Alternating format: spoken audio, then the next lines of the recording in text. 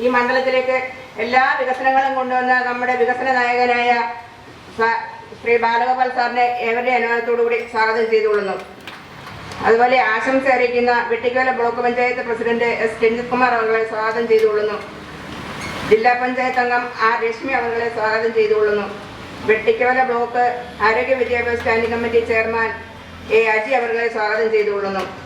കുളക്കട ഗ്രാമപഞ്ചായത്തിന്റെ വികസനകാര്യ standing committee chairman Shri Kottakkal Rajappan അവരെ സ്വാഗതം ചെയ്തുകൊള്ളുന്നു. ക്ഷേമകാര്യ സ്റ്റാൻഡിംഗ് കമ്മിറ്റി ചെയർപേഴ്സൺ ശ്രീമതി മഞ്ജുവിനെ സ്വാഗതം ചെയ്തുകൊള്ളുന്നു. ആരോഗ്യ വിദ്യാഭ്യാസ standing committee chairman Shri Jayakumar അവരെ സ്വാഗതം ചെയ്തുകൊള്ളുന്നു. ആ കുടുംബത്തിലെ ഈശോ എന്ന് പറയുന്ന ഒരു വ്യക്തി അന്ന് ശ്രീമൂലം തിരുനാൾ രാജാവിന് കൊടുത്ത കൈമാറിയ വസ്തുവിലാണ് ഈ മാർക്കറ്റ് നിൽക്കുന്നതെന്നാണ് ചരിത്രം സാക്ഷ്യപ്പെടുത്തുന്നത്. ഏകദേശം 100 വർഷങ്ങൾക്ക് മുമ്പ് അന്ന് ശ്രീമൂലം തിരുനാൾ രാജാവിൻ്റെ കാലത്ത് കടമ്പനാട്, പറക്കോട്, കലയവരം അടക്കം വലിയ മാർക്കറ്റുകൾ, ചന്തകൾ നിർമ്മിക്കുകയുണ്ടായെന്നാണ് നമുക്ക് അറിയാൻ കഴിയും. കൊട്ടാരക്കരയെ പ്രതിദാനം ചെയ്യുന്ന അദ്ദേഹം ഏകദേശം 1200 കോടി രൂപയുടെ വികസന പദ്ധതികളാണ് കൊട്ടാരക്കര മണ്ഡലങ്ങളിൽ നടപ്പാക്കാനായി പോകുന്നത്. അക്കൂട്ടത്തിൽ കുളക്കട ഗ്രാമപഞ്ചായത്തിലും ഏകദേശം കോടിക്കണക്കിന് രൂപയുടെ പ്രോജക്റ്റുകൾ വന്നിട്ടുണ്ട്. അതിൽ കുളക്കട പഞ്ചായത്തിന്റെ ഭാഗമായി നിൽക്കുന്ന കലയൂരം മാതിലും തീർച്ചയായിട്ടും ആ കോടികളുടെ അല്ലെങ്കിൽ അതിന്റെ പ്രവൃത്തികൾ, കോടിക്കണക്കിന് രൂപയുടെ പ്രവൃത്തികൾ നമുക്ക് ഉണ്ടായിട്ടുണ്ട്. ചെയ്യുന്ന കാര്യങ്ങൾ നമുക്ക് വിസ്മരിക്കാൻ പറ്റില്ല. പലരും ഇതൊക്കെ മറന്നുപോയെങ്കിലും നമുക്കത് പറയാതിരിക്കാൻ പറ്റും.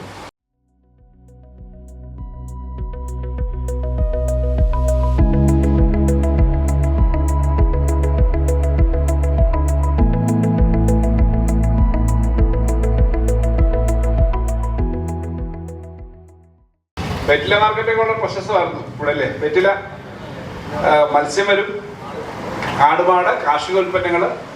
കാലക്രമത്തിൽ നമ്മുടെ മാർക്കറ്റുകളുടെ സ്വഭാവം മാറി. കാരണം ഇന്നിപ്പോൾ മാർക്കറ്റിൽ വരാതെ ഓൺലൈനിൽ വേണമെങ്കിലും എല്ലാ സാധനവും കിട്ടുന്ന തരത്തിലേക്ക് കാര്യങ്ങൾ വരികയാണ്.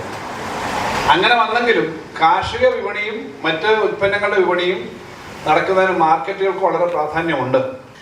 നമ്മുടെ ഈ മണ്ഡലത്തിൽ തന്നെ നമ്മുടെ കരിയപ്പുറം പഞ്ചായത്തിൽ നെടുമങ്ങാവ് മാർക്കറ്റ് ഏകദേശം 5.5 കോടി രൂപ മുടക്കിയിട്ടാണ്. അത് ഇതേ ഏജൻസി തന്നെയാണ്, അത് കിഫ്ബി ഫണ്ടല്ല, നബാർഡിൻ്റെ ഒരു പ്രത്യേക സ്കീം അനുസരിച്ചിട്ടാണ് ആ വർക്ക് അവിടെ വന്നത്. അത് വലിയൊരു മാർക്കറ്റാണ്, മറ്റ് ഓഫീസ് കോംപ്ലക്സും ഉണ്ട്. കലയപുരം മാർക്കറ്റ് വളരെ പഴയ മാർക്കറ്റാണ്. അപ്പോൾ ഈ മാർക്കറ്റ് ഇവിടെ സംസാരിച്ചനുസരിച്ച് ഇവിടുത്തെ സൗകര്യം അനുസരിച്ച് വരാനാണ്. അത് ബഡ്ജറ്റിൽ നിന്നും MLAക്ക് വെക്കാവുന്ന ഫണ്ടെന്ന നിലയിലാണ് ഇവിടെ 1.5 കോടി രൂപയുടെ ഒരു മാർക്കറ്റ് വന്നത്. ഈ മാർക്കറ്റ് മാത്രമല്ല, തൊട്ടപ്പുറത്ത് മൈലം പഞ്ചായത്തിൻ്റെ ഓപ്പോസിറ്റ് കുറച്ച് സ്ഥലമുണ്ട് അവർക്ക്. ഇപ്പോൾ അവിടുന്ന് ഇപ്പോൾ ഉള്ള സംവിധാനങ്ങൾ മാറ്റണം. അവിടെ 1.5 കോടി രൂപ അവിടെയും നമ്മൾ വെച്ചിട്ടുണ്ട്. മൈലത്തും മുന്നേ മാർക്കറ്റ് വരും. നമ്മുടെ ഇവിടെ തന്നെ മാർക്കറ്റുകൾക്കാം ഷോപ്പിംഗ് കോംപ്ലക്സും ഒക്കെ ആയിട്ട് എഴുകോൺ പഞ്ചായത്തിലും വെളിയം പഞ്ചായത്തിലും 3 കോടി രൂപയുടെ നിർമ്മാണം ആരംഭിച്ചു. അവിടുത്തെ പഞ്ചായത്തിൻ്റെ ഓൾറെഡി ഉള്ള മാർക്കറ്റിനോട് ചേർന്ന്. വെളിയത്ത് സ്വന്തമായി സ്ഥലമില്ല, 3 കോടി രൂപ വെച്ചിട്ടുണ്ട്. സ്ഥലം ഇപ്പോൾ തന്നെ അനുവദിച്ച് കിട്ടും. കാരണം പഞ്ചായത്ത് അല്പം സ്ഥലം അനുവദിക്കാനുള്ള ടൗണിൽ തന്നെ കുറച്ച് സ്ഥലം കിടപ്പുണ്ട്. അപ്പം ഇങ്ങനെ ഓരോ സ്ഥലത്തും ഉമ്മന്നൂർ സ്ഥലം കണ്ടെത്തിക്കൊണ്ടിരിക്കുന്നേ ഉള്ളൂ. എല്ലാ സ്ഥലത്തും ഇതിന് രാഷ്ട്രീയ വ്യത്യാസമൊന്നുമില്ല. അവിടെ ആരാണ് ഭരിക്കുന്നത്, ഇന്ന പഞ്ചായത്ത് സമിതിയാണോ എന്നുള്ള വ്യത്യാസമൊന്നും ഇല്ല എന്ന് ഞാൻ പറയാൻ ആഗ്രഹിക്കും. കാരണം നമ്മുടെ നാട്ടിൻപുറത്ത് എല്ലാ സ്ഥലത്തും പ്രധാനപ്പെട്ട മാർക്കറ്റുകൾ വരണം, പ്രധാനപ്പെട്ട ആൾക്ക് വരാൻ പറ്റുന്ന സ്ഥലം വേണം. ഇപ്പം തന്നെ കൊട്ടാരക്കരയിലെ കരിക്ക് മുതൽ ഏനാത്ത് പാലം വരെ ഒരു ഫുഡ് സ്ട്രീറ്റാ അല്ലേ. ഭക്ഷണം ഹോട്ടലുകളാണ്. ഞാൻ കഴിഞ്ഞ ദിവസം ഞങ്ങളിവിടെ കഴിഞ്ഞ ദിവസം നമ്മൾ ഉദ്ഘാടനം ചെയ്ത കൊട്ടാരക്കര കിച്ചണിൽ കയറി.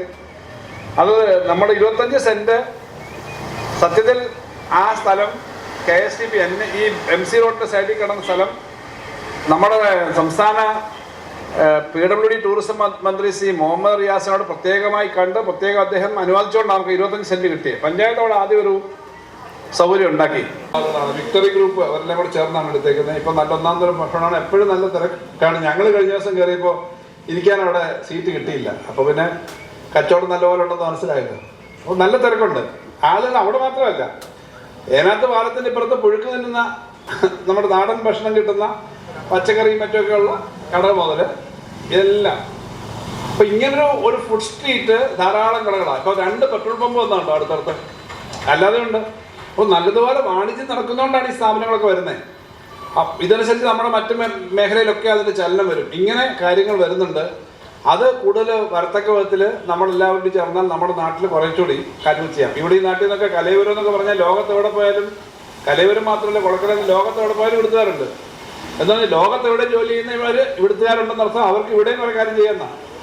ലോകത്തെല്ലായിടത്തും ഇവിടുത്തുകാരുണ്ടെന്ന് പറഞ്ഞാൽ അവിടെ നിന്നൊക്കെയുള്ള ആൾക്ക് ഇവിടെ അവരുടെ ഈ അനുഭവം വെച്ചിട്ട് ഈ നാട്ടിൽ കുറേ കാര്യങ്ങൾ ചെയ്യാൻ പറ്റും. അതിനുള്ള പശ്ചാത്തല സൗകര്യം ഉണ്ട് ഇവിടെ. അപ്പോൾ ആ സൗകര്യങ്ങൾ കുറച്ചുകൂടെ വർദ്ധിപ്പിക്കണം. ഞാൻ ഓരോ കാര്യം എടുത്ത് പറയുന്നില്ല. ഇപ്പോൾ വെയിറ്റിംഗ് ഷെഡിൻ്റെ ഇവിടെ നിരന്തരമായി ആവശ്യപ്പെട്ടതാണ്. ഒരു വെയിറ്റിംഗ് ഷെഡ് ഇവിടെ വരും. അതിൻ്റെ ടെൻഡറും അതിൻ്റെ സംഗതിയൊക്കെ ആയിട്ടുണ്ട്. കാരണം ആൾക്ക് നിൽക്കാനുള്ള സൗകര്യം ഇല്ല എന്നുള്ളതാണ്. സ്ഥലത്തിൻ്റെ ഒരു പരിമിതിയുണ്ട്. വെയിറ്റിംഗ് ഷെഡ് വെക്കുന്നതിന് എവിടെ എന്നുള്ളൊരു പ്രശ്നം ഉണ്ടായിരുന്നു. ഒരു വെയിറ്റിംഗ് ഷെഡ് കൂടെ ഇങ്ങനെ ഭാഗത്ത് വണ്ണം കൂടെ വരും. ഒരു സൈഡിലേക്കുള്ളതാണ് ഒരു വെയിറ്റിംഗ് ഷെഡ് കൂടെ വരും. നാട്ടിലെ റോഡുകളുടെ കാര്യം ഇവിടെ എനിക്കൊന്നും പഞ്ചായത്ത് പ്രസിഡന്റ് തന്നെ പാടാം. അദ്ദേഹത്തിൻ്റെ വീടിൻ്റെ ഇവിടെ നിന്നൊക്കെ എല്ലാ സ്ഥലത്തും നല്ല റോഡുകളാണ്. ഇവിടുന്ന് ചുറ്റുപാടുള്ള റോഡെല്ലാം നല്ല റോഡായിട്ടുണ്ട്. വള്ളക്കടവിൻ്റെ അദ്ദേഹം ഇവിടെ ഉണ്ട്. ഇത് നമ്മുടെ അപ്പോൾ എന്നോട് പറഞ്ഞത് ഈ ലോകത്ത് ആദ്യം റോഡുണ്ടായി വള്ളക്കടവില്ല. എന്നിട്ട് ഇപ്പോൾ അത് പിന്നെ പൊളിഞ്ഞു കിടക്കുമെന്ന്. ലോകത്ത് ആദ്യം റോഡുണ്ടായി. അപ്പോൾ എന്തായാലും അവിടത്തേക്ക് റോഡിനിപ്പോൾ നമ്മൾ പിന്നെ തുക വെച്ചിട്ടുണ്ട്. അതിൻ്റെ ടെൻഡർ കഴിഞ്ഞ് പൂർത്തീകരിച്ച് വരണ്ടാണ്. അപ്പം നമ്മുടെ അടിസ്ഥാന സൗകര്യ റോഡുകളെല്ലാം വരും.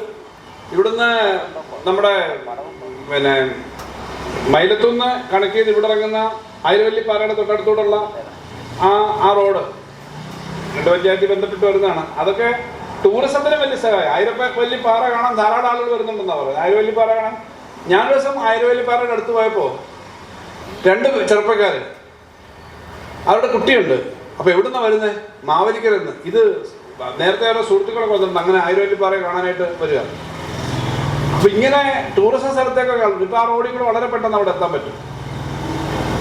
ഇങ്ങനെ ഓരോ സ്ഥലത്തും. ഇതിനപ്പുറത്ത് നമ്മുടെ കാരൂർ കടവ് പാലം, അവിടെ ചെറിയൊരു പാലമാണ്. ആ പാലം പൂർത്തീകരിച്ചപ്പോഴത്തെ അപ്പുറത്തേക്ക് ഇപ്പുറത്തും പോകാൻ നിങ്ങൾക്ക് അറിയാമല്ലോ ആ സ്ഥലം. അവിടെയൊക്കെ ഇങ്ങനെ നമ്മുടെ സൗകര്യങ്ങൾ വരുമ്പോൾ ആളുകൾക്ക് കുറച്ചുകൂടി ജീവിത സൗകര്യം കൂടും. നമ്മുടെ ഉൾപ്രദേശത്തൊക്കെ കാര്യങ്ങൾ വരുന്നുണ്ട്. തൊഴിൽ കിട്ടാൻ വേണ്ടി നമ്മുടെ അസാപ്പ് പോലെ ഇവിടെ അസാപ്പുണ്ട്. അസാപ്പിൽ സ്കിൽ പാർക്ക് ഐഷ പോറ്റി MLA-യുടെ സമയത്ത് അന്ന് തന്നെ തുടങ്ങിയ ഒരു വലിയ പ്രവർത്തനമാണ്. ഈ പുതിയ ആർട്സ് ആൻഡ് സയൻസ് കോളേജ് വന്നു. IT പാർക്കിൻ്റെ രംഗത്ത് വളരെ പ്രശസ്തമായ ഒരു കമ്പനി ആരംഭിച്ചു. അടുത്ത ആഴ്ച വർക്ക് നിയർ ഹോം എന്ന് പറയുന്ന വളരെ നമ്മുടെ സംസ്ഥാനത്തെ ആദ്യത്തെ വീടിനടുത്ത് IT പ്രൊഫഷണൽസും മറ്റും ജോലി ചെയ്യാൻ പറ്റുന്ന വർക്ക് നിയർ ഹോം, കേരളത്തിലെ ആദ്യത്തെ പൈലറ്റ് പദ്ധതി കൊട്ടാരക്കരയിൽ ഉദ്ഘാടനം ചെയ്യപ്പെടാൻ പോകും. അടുത്ത ആഴ്ച വരുന്നത് നമ്മുടെ BSNL-ന്റെ ക്യാമ്പസിൽ നമ്മുടെ ഹൈലാൻഡ് ഹോട്ടലിന് അപ്പുറത്ത് BSNL-ന്റെ ഓഫീസുണ്ട്. അവിടെ 10,000 സ്ക്വയർ ഫീറ്റ് സ്ഥലമെടുത്തിട്ട് അവിടെ ഡെവലപ്പ് ചെയ്തിരിക്കുന്നു. ഡെവലപ്മെന്റ് കഴിഞ്ഞു അവിടെ. അപ്പം നമ്മുടെ നാട്ടിലെ ചെറുപ്പക്കാർക്ക് ഒരു ചെറിയ IT പാർക്ക് മറ്റൊക്കെ ചെയ്യണമെങ്കിൽ അവിടെ പോയി ചെയ്യാൻ പറ്റുന്ന തരത്തിലേക്ക് ഉള്ള സൗകര്യം വന്നു. ചില കമ്പനികൾ അവിടെ വരും, അത് വരികയാണ്. അപ്പം ഇങ്ങനെ നമ്മുടെ നാട്ടിൽ സൗകര്യം വരുമ്പോൾ നമ്മുടെ നാട്ടിലെ അടിസ്ഥാന സൗകര്യങ്ങൾ മാർക്കറ്റൊക്കെ വൃത്തിയാവേണ്ടതുണ്ട്. മാർക്കറ്റ് വന്നു കഴിഞ്ഞാൽ ഈ മാർക്കറ്റ് നല്ലതാണെന്ന് ആൾക്ക് തോന്നണം. പച്ചക്കറി സാധനങ്ങൾ കൊണ്ടുവന്നാൽ അത് വിൽക്കാൻ പറ്റണം, ആൾ വരണം. ഇങ്ങനെ ഉള്ള സൗകര്യങ്ങൾ കണ്ടിട്ടാണ് ഇത് വികസിപ്പിക്കുന്നത്. അപ്പോൾ ഇത് കൂടുതൽ നന്നായി പോകണം. ഒരു കാര്യം കൂടി ഞാൻ പറയാൻ ആഗ്രഹിക്കുന്നു. ഇവിടെ ഞാൻ പഞ്ചായത്ത് പ്രസിഡന്റും ബ്ലോക്ക് പഞ്ചായത്ത് പ്രസിഡന്റും ഇവിടുത്തെ മറ്റ് പൊതുപ്രവർത്തകരുമായിട്ടൊക്കെ സംസാരിക്കുമ്പോൾ ഇവിടെ വില്ലേജ് ഓഫീസ് നിർത്തിയിട്ടുണ്ട്. അപ്പോൾ ആ സ്ഥലം ഇങ്ങനെ അന്യമായി കിടക്കുകയാണ്. അത് എന്തെങ്കിലും ചെയ്യണമെന്ന് എല്ലാവരും പറയുന്നുണ്ട്. വില്ലേജ് ഓഫീസിന് തോടിനോട് ചേർന്നായതുകൊണ്ട് അവിടെ വില്ലേജ് ഓഫീസിൻ്റെ സ്ഥലം എന്താ ഉപയോഗിക്കുക പഴയ. അപ്പം ഞങ്ങൾ ശ്രമിക്കുകയാണ് അതൊന്നും ആക്കാനുള്ള ശ്രമം നടത്താം. അതിപ്പോൾ ഞാൻ പറയുകയായിരുന്നു. അതിന് നമുക്ക് അങ്ങനെ ആയിക്കഴിഞ്ഞാൽ അത് നല്ലൊരു സൗകര്യമായിരിക്കും. അത് നമുക്ക് റവന്യൂ മന്ത്രിയുടെയൊക്കെ സഹായം വേണം. റവന്യൂ വകുപ്പിൻ്റെയാണ് സ്ഥലം, ഭൂമിയാണ്. നമുക്ക് വേറെ വലിയ കൺസ്ട്രക്ഷൻ ഒന്നും പറ്റില്ല, വലിയ കെട്ടിടമൊന്നും കിട്ടാൻ പറ്റുന്നില്ല. പക്ഷേ ആളുകൾക്ക് ഇരിക്കാനും അത്യാവശ്യം ഒരു പരിപാടി നടത്താനും ഒക്കെ പറ്റുന്നൊരു സ്ഥലമായിട്ട് നോക്കാം. അത് നോക്കിയിട്ട് നമുക്ക് അടിയന്തരമായിട്ട് എടുക്കാം. വേറെ നോക്കുന്ന സംയുക്തമായിട്ട് ആ കാര്യത്തിൽ ചെയ്യാം. ഇത് നേരത്തെ തൊട്ട് ആ സ്ഥലം എങ്ങനെ ഉപയോഗിക്കുമെന്നൊരു പ്രശ്നം പറയുന്നുണ്ട്. ഇപ്പം അത് അടഞ്ഞു കിടക്കുന്നതുകൊണ്ട് അതങ്ങനെ അനാഥമായി കിടക്കുകയാണ്. അപ്പം എല്ലാ സ്ഥലത്തും ഇങ്ങനെ പൊതുവിൽ രാഷ്ട്രീയം, സാമൂഹ്യ പ്രവർത്തനം, ഗവൺമെന്റ് എന്നൊക്കെ പറയുന്ന ഇത്തരം പൊതുകാര്യങ്ങൾ എല്ലാവരും ഒരുമിച്ച് കൊണ്ടുവരാനാണ്. നമ്മുടെ നാട്ടിലെ ആളുകൾക്കെല്ലാം ഒരുമിച്ച് ചെയ്യാൻ പറ്റുന്ന കാര്യങ്ങൾ നമുക്ക് ചെയ്യാം. അങ്ങനെ ആ ഒരു കാര്യവും നമുക്കൊന്ന് ആലോചിച്ച് ചെയ്യാം. മറ്റു കാര്യങ്ങളെല്ലാം തുറന്നു ചെയ്യാം. ഏതായാലും ഈ തീരദേശ വികസന കോർപ്പറേഷൻ ഫിഷറീസ് വകുപ്പായിട്ട് ചേർന്നിട്ടാണ് ഈ കാര്യങ്ങൾ അവരുടെ ഡയറക്ഷനാണ്. എത്രയും പെട്ടെന്ന് ഇത് പൂർത്തീകരിക്കാൻ വേണ്ടിയിട്ടുള്ള സ്റ്റെപ്പ് എടുക്കും എന്ന് ഞാൻ കരുതുന്നു. വേഗത്തിലാണ് അവർ സാധാരണ പണികൾ ചെയ്യുന്നത്.